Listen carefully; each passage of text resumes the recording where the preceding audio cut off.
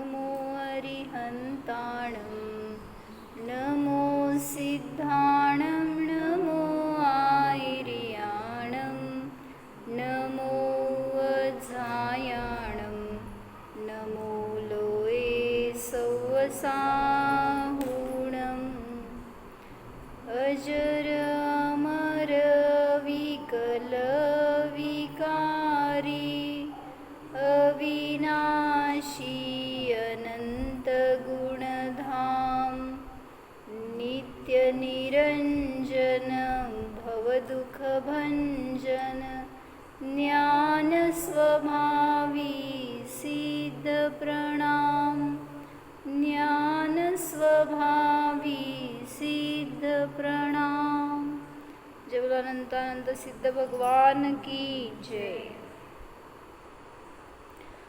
विराग सनातन शांत निरंश निरामय निर्भय निर्मल हंस सुधाम विबोध निधान विमोह प्रसीद विशुद्ध सुसिद्ध समूह विदुरित संस्कृति भाव निरंग समामृत पूरित देव विसंग अबंध कषाय विहीन विमोह प्रसीद विशुद्ध सुसिद्ध समूह निवारित दुष्कृत कर्म विपाश सदामल केवल केली निवास भवोदधी पारग शांत विमोह प्रसीद विशुद्ध सुसिद्ध समूह अनंत सुखामृत सागर धीर कलंकर जोमल भूरी समीर विखंडित काम विराम विमोह प्रसीद विशुद्ध सुसिद्ध समूह। क्या देखा था हमने इसका अर्थ? सिद्ध भगवान कैसे है? अनंत सुखामृत सागर धीर, जो कैसे है? अनंत सुख रूपी अमृत का सागर स्वरूप है, जिनके अंदर अनंत सुख भरा हुआ है। उसी सुख को मावशी काय अमृत कसला आहे? अमृत सुखरूपी अमृत आहे आत्म्यामध्ये। तर सांगतायत की अनंत सुखरूपी अमृताचा सागर आहेत, असे ते सिद्ध म्हणा किंवा असा तो माझा सिद्ध स्वभाव, माझा आत्मा। मराठी हो गया, क्या हो गया? क्या हो गया? हाँ, तो अमृत भूल गए वो शब्द आप। अनंत सुखरूपी अमृत का सागर है। तो उसका अनुभव लेना है तो सुख का स्वाद आएगा, नहीं तो आप किसका अनुभव लेते हैं दिन भर में? समझो आपके यहाँ पे गेस्ट आ गए, सुख का अनुभव कितना? अनएक्सपेक्टेड गेस्ट आ गए और खाना खाने बैठने ही वाले थे ऐसे, और 10 लोग आ गए, क्या हो गया? कितना आनंद। आनंद किधर गया फिर? स्वभाव है ना आपका, फिर क्यों नहीं वहाँ पे आनंद आ रहा? क्या है? मतलब वहाँ पे कर्तृत्व लिया जाता है, अभी मुझे करना पड़ेगा, मेरे सिवा कौन करने वाला है, इस कर्तृत्व से परेशान हो जाते। करना तो आपको ही है, जाने दो, गेस्ट नहीं आए। घर में ही काम चल रहा था, आपका घर के ही लोग थे और आपकी क्या बोलते हैं, बर्तन मांजने वाली काम वाली छुट्टी पे गई, उसने बताया मैं नहीं आने वाली। बोलो कितना सुख, ज़ीरो। मतलब वही से सुख पूरा खत्म हो जाता है। तो इसलिए बताते हैं करना तो आपको पड़ेगा ही। सिर्फ आनंद से करेंगे या दुख भोगते हुए करेंगे या आप पे निर्भर है। तो दुख का अनुभव करेंगे तो दुख ही मिलेगा। जैसे भी करो वो करना तो आपको पड़ेगा। तो वहाँ पे आनंद से करो जो भी करना है, तो निर्जरा हो जाएगी। शायद वो नहीं आने वाली थी, वो भी आ गई, काम वाली थी ना, वो उसने बताया था फ़ोन करके कि मैं नहीं आने वाली, लेकिन अभी समझ में आ गया कि विजू काकी को तकलीफ़ हो रही है, वो सर्दी से कोल्ड से परेशान है, चलो मैं जाती हूँ, ऐसे करके वो आ गई काम वाली हो। तो विजू काकी को आनंद हो गया।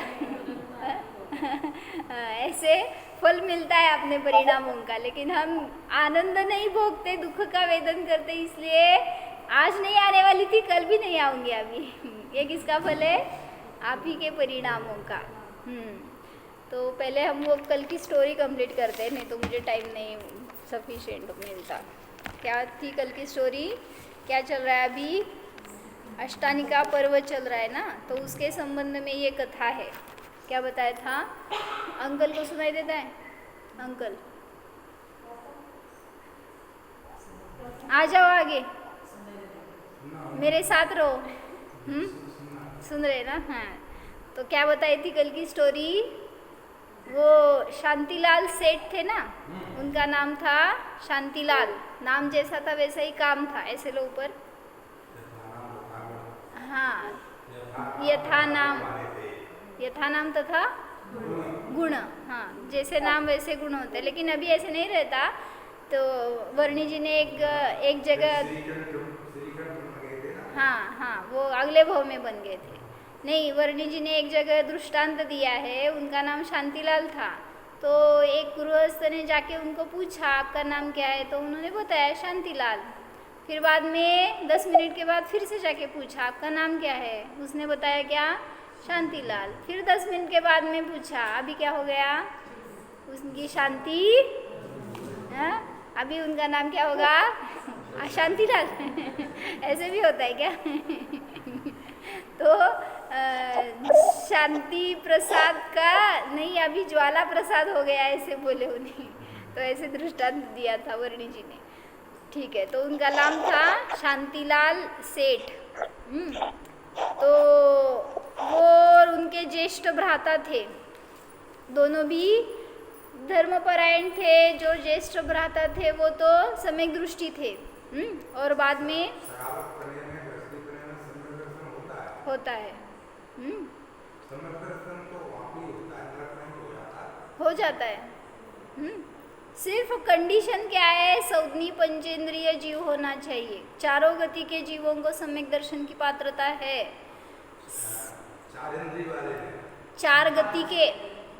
चारों गति के जीवों को सम्यक दर्शन हो सकता है, सिर्फ वहाँ पे उसका ज्ञानोपयोग चाहिए, वो उसके थोड़े क्या संस्कार चाहिए, ऐसे ही। या जिन दर्शन, जिनोपदेश, ये सब उसके कारण बताए हैं। जाति स्मरण या वेदना अनुभव, ऐसे। ये एकेंद्रिय जीव है, सौदनी पंचेंद्रिय जीव को ही सम्यक दर्शन होगा। ये हाँ, तो वो एकेंद्रिय है। ये सब जो है ना, अभी ये उनको देखते बैठे वो कीड़े मकोड़े, कितने इंद्रिय वाले? कितने इंद्रिय वाले है वो? किसको देख रहे हो वो बताओ मुझे पहले।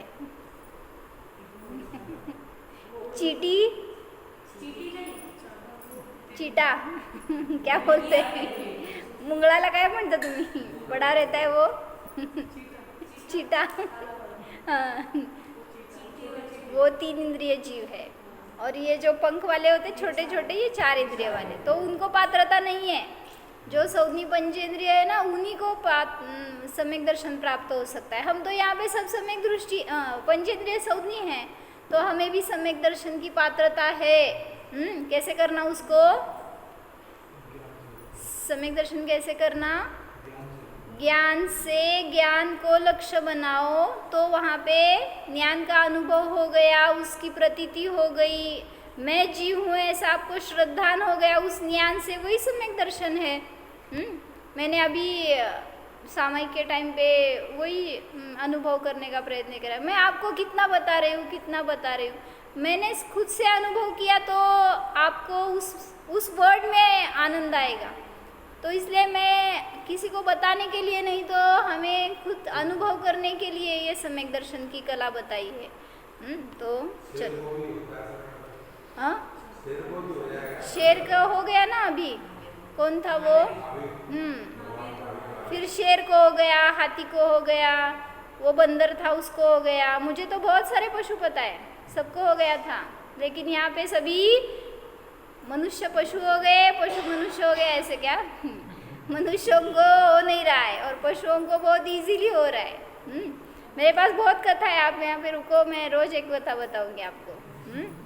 सभी पशु यहाँ पे आ जाएंगे मतलब बंदर है, बैल है, और क्या है वो, हाथी है, अजून सांगा वो कुठल्या तरी यांच्यानं झालं तर, शेर भी है, वो भी आ जाएगा।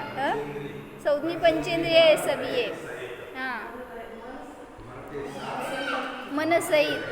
कबूतर, काय म्हणायचं कबूतरला? कबूतर भी को भी सम्यक दर्शन हो गया। ऐसे बहुत सारे पशु है जिनको सम्यक दर्शन की प्राप्ति हो गई थी। जटायु पक्षी को। चलो, तो शांतिलाल सेठ क्या कर रहे थे? वो अपने ज्येष्ठ भ्राता से सम्यक दर्शन की कला सीख रहे थे। असं पदर घ्या म्हणलं डोक्यावर, जिनवाणीच्या समोर आपण उघडं नाही ठेवायचं, ऐसे लो। वो एक विनय है ना, इसलिए।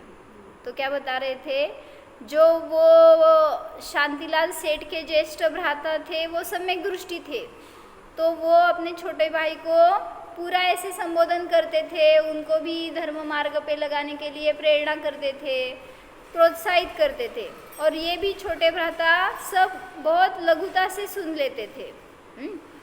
और उसके बाद में एक दिन उनका देहावसन हो गया। किनका?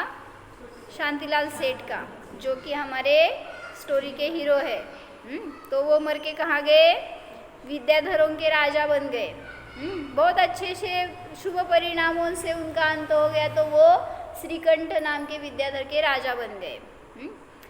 तो वहाँ पर पूर्व संस्कार वश उनको 8 साल की उम्र में ही सम्यक दर्शन की प्राप्ति हो गई। अभी वो भेद विज्ञान पूर्वक सब राज्य व्यवस्था देख रहे हैं वहाँ पे। उनको 2 पुत्र हो गए, राजकुमार। तो उनको उन राजपुत्रों में भी आसक्ति नहीं थी। वो क्या जानते थे, मेरे तो 2 पुत्र कौन से हैं? ज्ञान और वैराग्य। बराबर उनके थे, आपके हाँ, हमारे पास भी वो चाहिए ना। तो वो 2 पुत्र है, ऐसा वो उनका चिंतन चलता था। भले ही वो उनका राज्य बहुत विशाल था, फिर भी वो क्षणिक है, अध्रुव है, ये सब उनकी मान्यता में फिक्स था। तो वो तो ध्रुव राज्य के ही राजा थे, उसी को वो अनुभव करते थे, उसी में रति करते थे। तो उनके 2 कुमार 8 वर्ष के हो गए, वो वन क्रीड़ा के लिए गए थे। वहाँ पे गुरु का संयोग हो गया, गुरु का उपदेश सुन लिया और सम्यक दर्शन की प्राप्ति हो गई। ऐसे 8 साल बीच में गए, तो 1 मिनट में स्टोरी खत्म और सम्यक दर्शन हो गया। तो सम्यक दर्शन पूर्वक वैराग्य हो गया, वहाँ पे दीक्षा भी हो गई। कोण किती वर्षाचे हो? 8 वर्षाचे। कसं करत असणार सांगा? पहिला उपवास असतो, कितव्या वर्षी, कितनी साल में उपवास किया था आपने? किया है भैया? आप तो बहुत करते हैं लगता है मुझे। उपवास दिन भर नहीं खाते तो उपवास ही हो गया वो। तो उन्होंने 8 साल की उम्र में दीक्षा ले ली, तो दीक्षा का उपवास रहता है पहला। उसके बाद में पारना, मतलब अंजुलि में एक बार खड़े रह के जितना खा सकते उतना ही। 8 साल का बालक कितना खाएगा और कितनी उसकी चंचलता रहती है, लेकिन फिर भी बहुत अच्छे से मुनिचर्या चल रही थी। तो उसके पहले क्या बताया मैंने कल, जो दीक्षा के पहले दोनों का संवाद हो गया था ना, उसमें क्या बताया था मौसी? दोनों एक दूसरे को बोल रहे थे, तू जा। कहाँ पे जा? दीक्षा लेने के लिए जा नहीं, तू घर पे जा, मैं दीक्षा लेने जा रहा हूँ। कोण कोणाला कुठे ढकलते? आपण असतो तर काय केलं असता भाभीजी? काय केलं असतं? जाऊ दे, ते 8 वर्षाचे होते, आपण 80 वर्षाचे झालोय आता जवळपास. तो हमारा वैराग्य काय मावशी घ्यायची का दीक्षा लगेच? तो मौसी बहुत आगे है हमसे.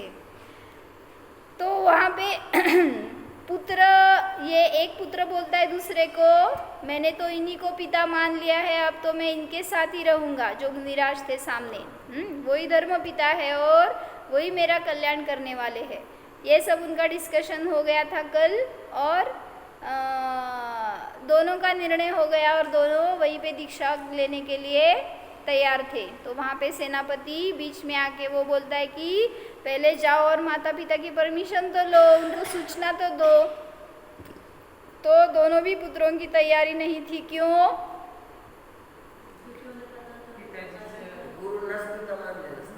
हाँ वो तो है, लेकिन पता है कि वो मोही है. क्या करेंगे? मोही लोग मोह में ही फंसाते हैं, निर्मोहता की अनुकूलता नहीं देते. बराबर है? मम्मी मोही है कि निर्मोही है? मोही है ना, तो उनके पास नहीं रहना, मेरे पास रहना है आपको. तो यह बता रहे, जब पिता को पता चला तो पिता को आनंद हो गया कि मैं जो आज तक नहीं कर पाया वो पुरुषार्थ इन्होंने इतनी छोटी उम्र में कर दिया, तो धन्य है वे पुत्र. ऐसे वो यहीं पे जय जयकार कर रहे हैं, उनकी अनुमोदना कर रहे. और जब ये न्यूज़ माता को पता चली, क्या हुआ? माता तो माता होती है, तो क्या किया माता ने? बताओ माते. हाँ, ऐसा क्यों किया उन्होंने? बिना पूछे क्यों दीक्षा ले ली? हमसे पूछना तो था ना, हम क्या नहीं बोलते थे? हाँ, ऐसे बाद में बोलने का रहता है पीछे से. तो हमें क्यों नहीं देते? ही नहीं, ऐसे ही रहते हैं. हाँ, इसलिए हाँ नहीं, क्या बता रहे? किसी को पूछना नहीं है. जब वैराग्य हो गया तो झट से ले लिया ना. आपकी नहीं है वादा, आप मोही मत बन जाना. अच्छा है. तो यहाँ पे बोले, माता बोली कि ऐसा क्यों किया उन्होंने? बिना पूछे ही क्यों विरक्त हो गए? तो पिता उनको समझाते. पिता की दृष्टि धर्म के प्रति समर्पित थी, तो वो तत्वबोध दे रहे हैं. पिता बोले, जो मोही होते हैं वो निर्मोहता की अनुभूति अनुकूलता नहीं देते, अनुमति नहीं देते. क्या क्या समझ में आया? निर्मोहता के लिए अनुमति नहीं देते. क्यों? जब तक हो सके पैर पकड़ के ही रखेंगे वो. माताजी बोलते हैं हाथ में आते हैं ना, तब तक पैर पकड़ेंगे ही वो. एक बार आप ऊपर चढ़ गए ना, उनका भी विरोध करके या कैसे भी, तो हाथ जोड़ देते. जब तक हाथ में आते हैं तब तक पकड़ते हैं, और बाद में पैर पकड़ते हैं. कैसे? हाँ, तो मोही जो होते हैं वो निर्मोहता की अनुमति नहीं देते, क्योंकि मोही अनुमोदना नहीं करता, मोही निर्मोह नहीं होता. बहुत अच्छे अच्छे सेंटेंस बताए. क्या बताया? सब उनको मत देखो, खुद को देखो. वहाँ पे जो मोही होता है ना, मैं इधर करूँ कि उधर करूँ? जो मोही होते हैं वो क्या करते हैं? मेरी दादी थी ना, तो जब मैंने ये फैसला किया कि मैं ऐसे करूँगी, तो फैसला किया मतलब किसी को बताया नहीं था घर में, सिर्फ ये डालती थी. ड्रेस छोड़ दिया और ये डालने लगी, तो दादी को थोड़ा बहुत भनक लग गई थी ऐसे कुछ. ये क्या है आपका? निकालो ये. ऐसे तुला देगा मावशी, मला म्हणत होती आजी. तो हाँ दादी. मम्मी पापा तो कमरे में बंद करके बैठे मुझे. ये निकाल के बाहर आओ तभी बाहर जाना, नहीं तो घर के बाहर भी नहीं जाना. तो मोही है वो तब तक विरोध करेंगे जब तक उनका बस चलेगा. लेकिन आपकी दृढ़ता कितनी है ना, वहाँ पे आपकी परीक्षा रहती है. चलो तो ये जो राजकुमार थे दोनों ने दीक्षा ले ली, तो पिता समझा रहे हैं निर्मोही मोह में अटकता नहीं है और मोही निर्मोही होता नहीं है। क्या बताओ?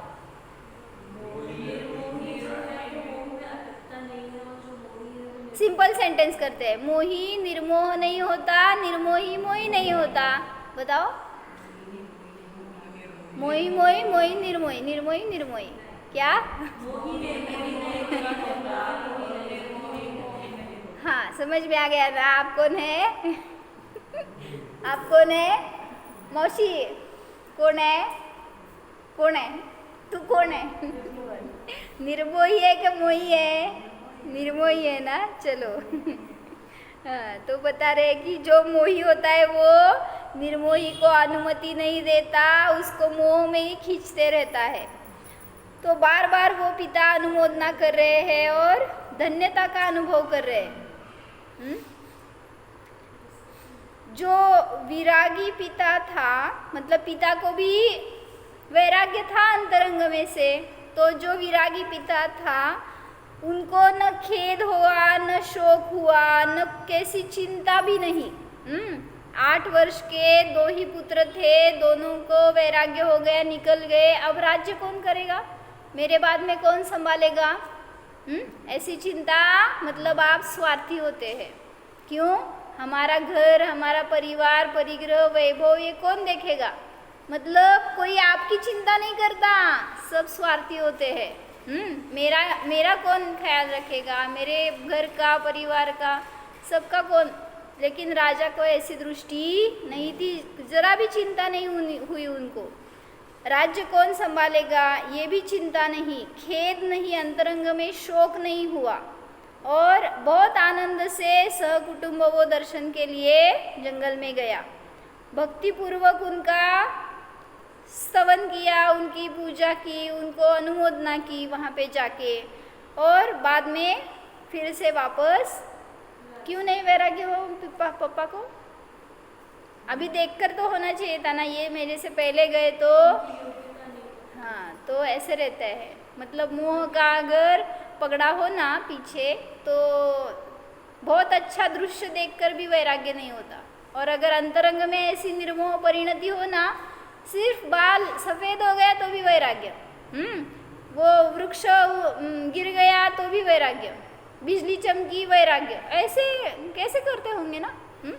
ऐसे पुराण कथाओं में पढ़ते हैं तो इतने झट वो विरक्त होते थे।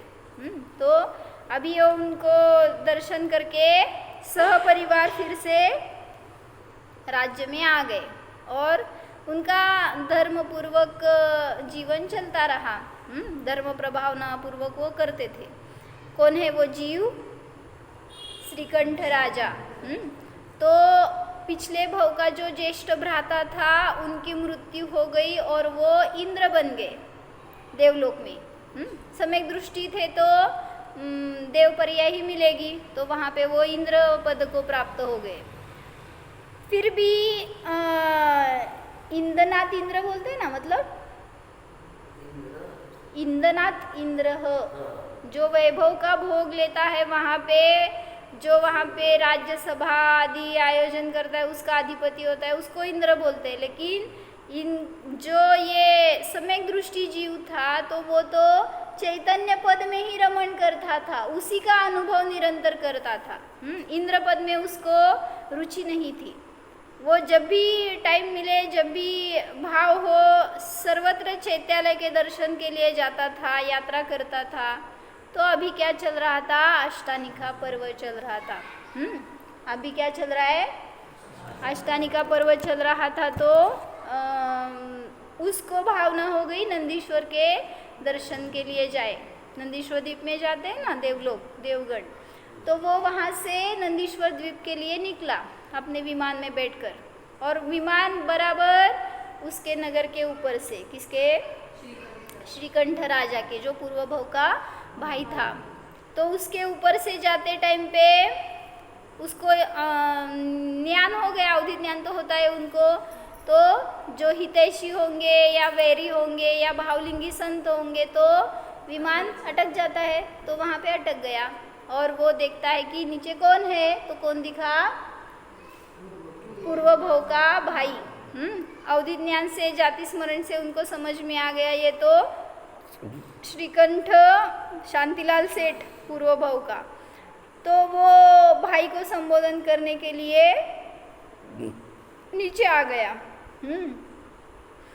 और फिर से क्यों आ गया, क्योंकि पिछले भव में उसने बोला था ना, जिस भी भव में जाओ मुझे बार बार संबोधन करते रहना, तो वो संबोधन के लिए नीचे उतर आया। और वहाँ पे सर्व अपनी पूर्व जो चर्चा पूर्व भव में की थी, उसको कितने दिन हो गए थे, अभी बहुत साल बीत गए होंगे बीच में, तो रिमाइंड करके बता रहा है कि हमने ऐसे चर्चा की थी, तुम ऐसे बोले थे, सब वृत्तांत सब बता दिया। और फिर से धर्म की दृढ़ता करने के लिए उसको संबोधन करने लगा। राजा को वो वचन याद आ गए, कौन, श्रीकंठ राजा, और पूर्व भव का पूरा स्मरण हो गया, जो भी हो गया था पूर्व भव में।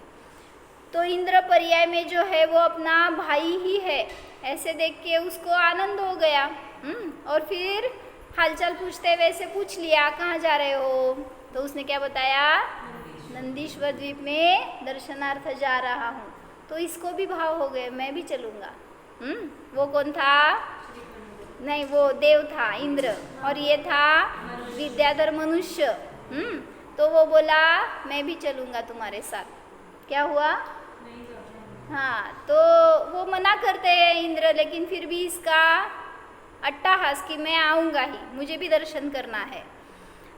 तो लेके निकला वो, विमान में बैठ के दोनों जा रहे हैं। पता था इंद्र को कि ये आगे नहीं जा सकता, लेकिन अभी वो सुन नहीं रहा है, इसलिए बैठ के काय म्हणायचं देवा, निकल रहे,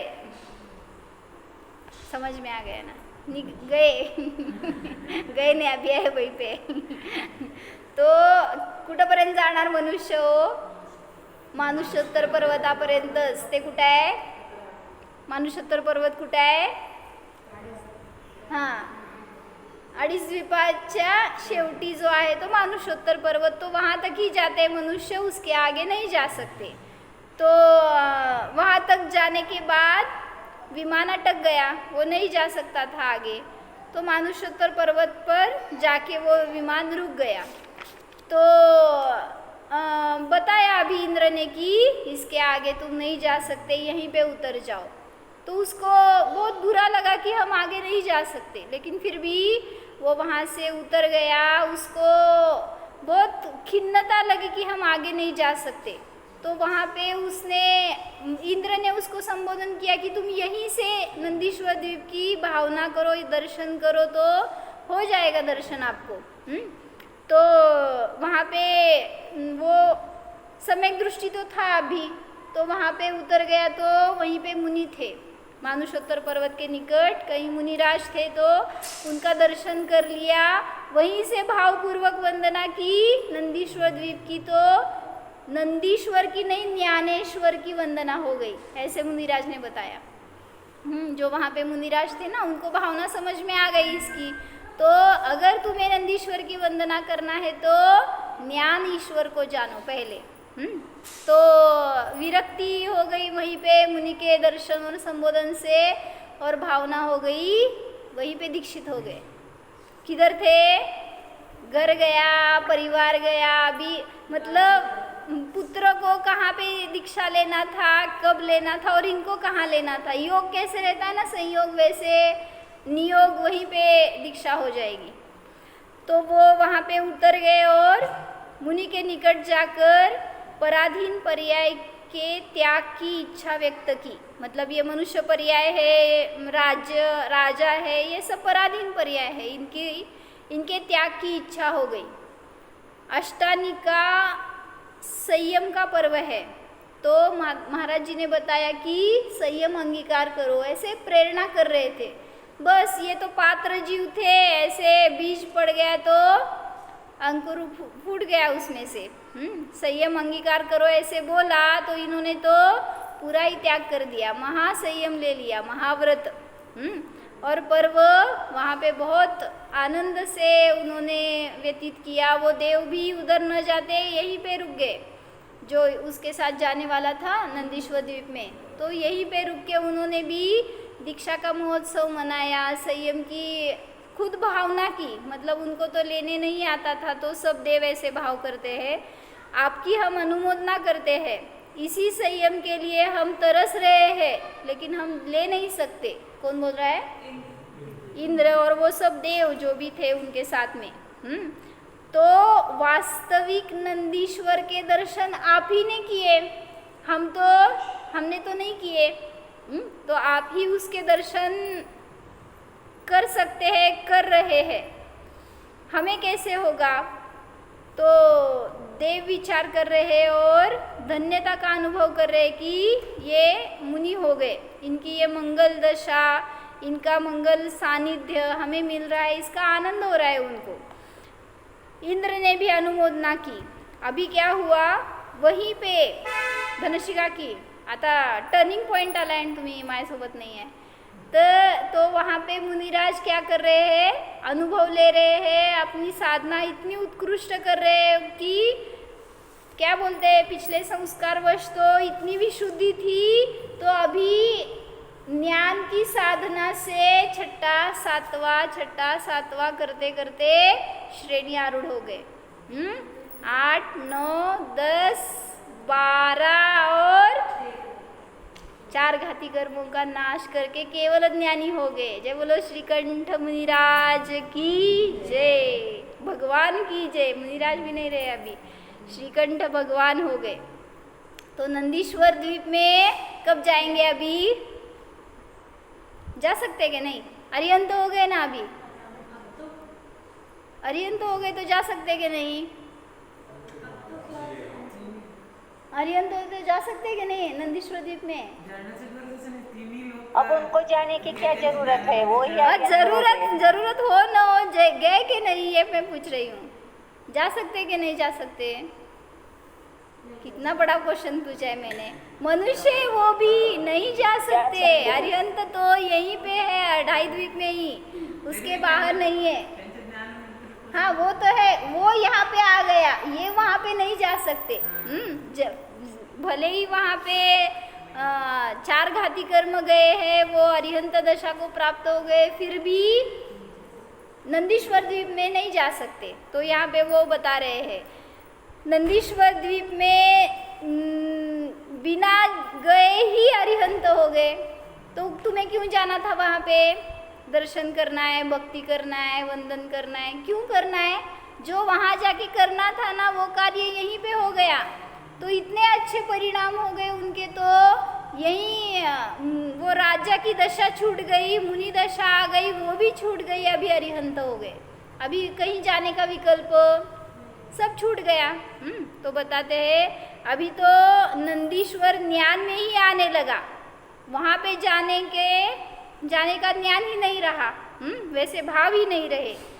जब उस मानुषोत्तर पर्वत पर उतर गए थे तो ज्ञान से भावना कर रहे थे कि मैं नंदीश्वर द्वीप में हूँ, यहाँ से वंदना कर रहा हूँ, वहाँ पे दर्शन कर रहा हूँ, लेकिन अभी वो नंदीश्वर ही उनके ज्ञान में आ गया। लेकिन अभी देखने योग्य वो 8वां द्वीप नहीं था, तो उनका ज्ञान द्वीप था। जो भी देख रहे थे वो ज्ञान को ही देख रहे थे, किसी बाहर के द्वीप या मंदिर या मूर्ति या चैत्यालय किसी को देखने के विकल्प नहीं थे।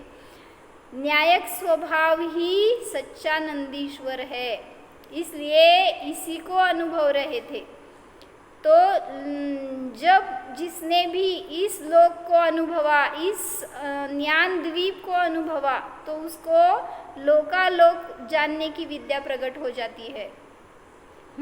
और ऐसी साधना करते हुए उनकी आयु वहाँ पर भी खत्म होने को आई। तो शेष जो आघाती कर्म थे उनका भी नाश कर दिया, और श्रीकंठ सिद्ध भगवान की जय। तो ऐसे सिद्ध दशा भी सहज प्राप्त हो सकती है। शेष अघातीय कर्मों का नाश करके वो सिद्ध पद को प्राप्त हो गए, परम तृप्त दशा प्राप्त हो गई।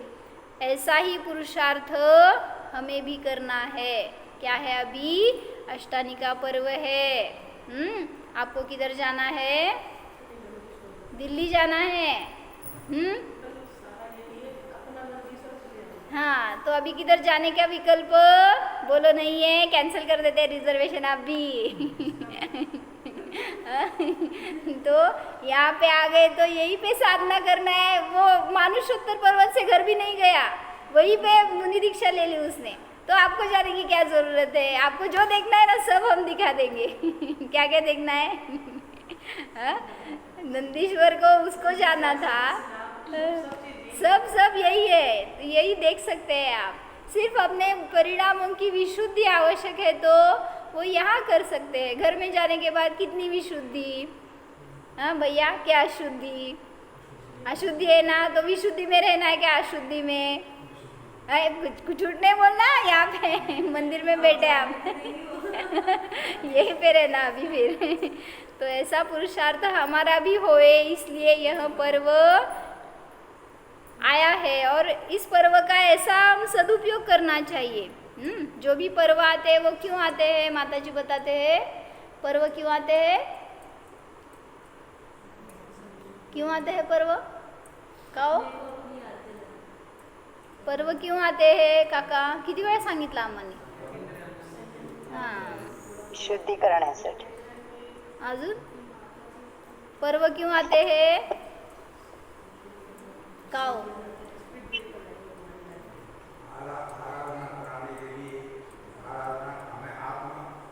आराधना करने के लिए, आत्म जागृति करने के लिए। वो गन्ना रहता है, पता है? गन्ने को पर्व रहते हैं। क्यों पर्व? यानी पर्व ही बोलते हैं ना, पेर। गन्ना देखा है ना, उसमें कुछ रहता है ना ऐसा आड़ा, उसको हम पर्व बोलते हैं। ये जो एक एक है ना ऐसे, वो उसके काय म्हणायचं? दांड्या, कांड्या, काय म्हणायचं? कांड्या। आणि त्याच्यामध्ये मध्ये जे येते ते त्याचे पर्व, तो बोलते उसका वो एंड है। जो एक जॉइंट्स है तो वो उसका एक पार्ट का एंड है वो, उसके बाद में अलग पार्ट चालू होने वाला है। तो ऐसे ही पर्व आते हैं ना, तो आपके जीवन में परिवर्तन लाने के लिए आते हैं। तो आप जो कार्य अन्य दिनों में नहीं करते वो आज करना है, इन पर्वों में करना है, इसलिए ये पर्व आते हैं। तो ऐसे ही एक साल के 3 पर्व है हमारे यहाँ। 4 महीने के 3 पर्व है। तो उन पर्वों में हमें जो काम अन्य दिनों में हम नहीं करते वो यहाँ पे करना है। तो क्या करना है? ऐसा पुरुषार्थ करो कि हमें भी ऐसी विद्या प्राप्त हो जाए जो निरंतर सुख का अनुभव दे, और हमें हम में रहने की कला सिखाए। जो शक्य नहीं है उसके लिए अगर वो शोक करते बैठता, जो श्रीकंठ राजा था उसको आगे जाना पॉसिबल नहीं है ये समझ में आ गया था, तो वहाँ पे अगर वो शोक करते बैठता तो उसका फल क्या मिलता? श्रीकंठ राजा मनुष्य होता, मानुष्योत्तर पर्वताच्या पुढं नाही जाऊ शकत होता। मग तिथं जर शोक करत बसला असता तर पुढची प्रगतीच करू शकला नसता। हाँ बोल रहे हैं आप, समझ में आ गया आपको? फिर हाँ, तो उनके ऐसे परिणाम उज्जवल थे तो उनको सानिध्य भी वैसा मिला और दीक्षा हो गई।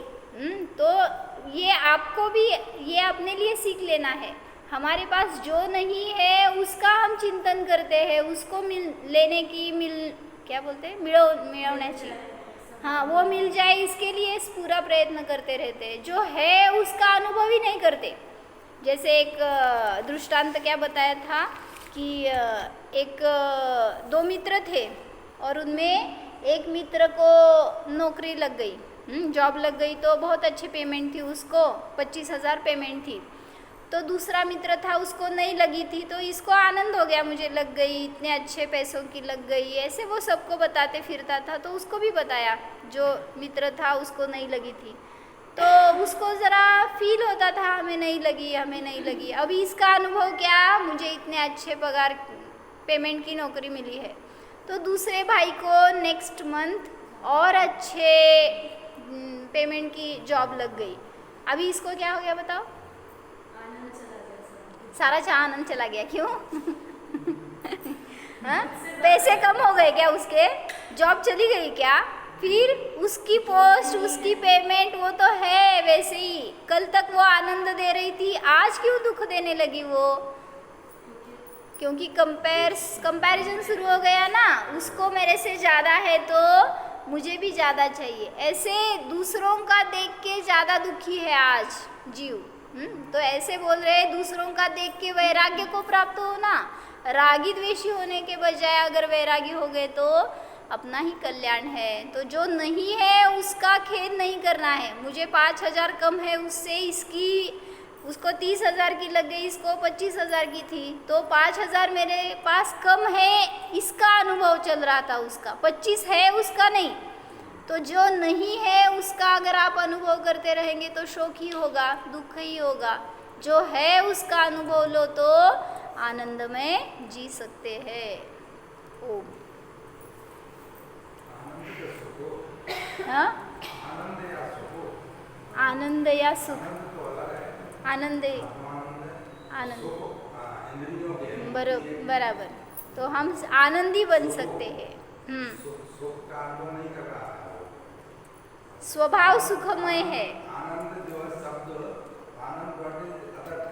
हाँ बराबर। सुख है वो इंद्रिय जनित है।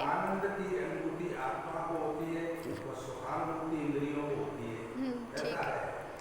अभी परिभाषा है ना, वो इंद्रिय जनित सुख और अतीन्द्रिय सुख दोनों भी ले सकते हैं। कैसी कहाँ पे विवक्षा बताते हैं वैसे। आनंद ये स्वभाव है बोलो, सुख ये उसकी पर्याय है बोलो, या सुख ये स्वभाव है बोलेंगे तो उसको भी हम उसका भी आनंद ले सकते हैं, सुख का आनंद भी लेंगे। ओम। जानो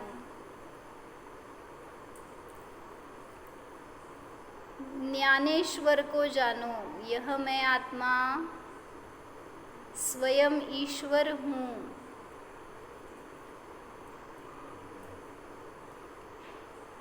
नंद यानी समृद्ध, नंद ईश्वर को जानो, यह मैं स्वयं नंदीश्वर स्वरूप हूँ। समृद्ध हूँ, स्वाधीन हूँ, मुझे कहीं जाने का विकल्प ही नहीं है। कोई विकल्प मेरा स्वभाव नहीं है। मैं तो स्वभाव से ही निर्विकल्प हूँ, जाननहार हूँ, ज्ञाता दृष्टा ही हूँ। जानो केवल ज्ञान स्वरूपोऽहम्, सिद्ध स्वरूपोऽहम्।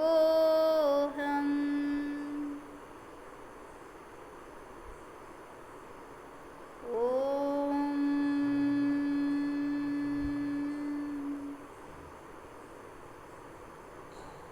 विसर्जन। नमो अरिहंता।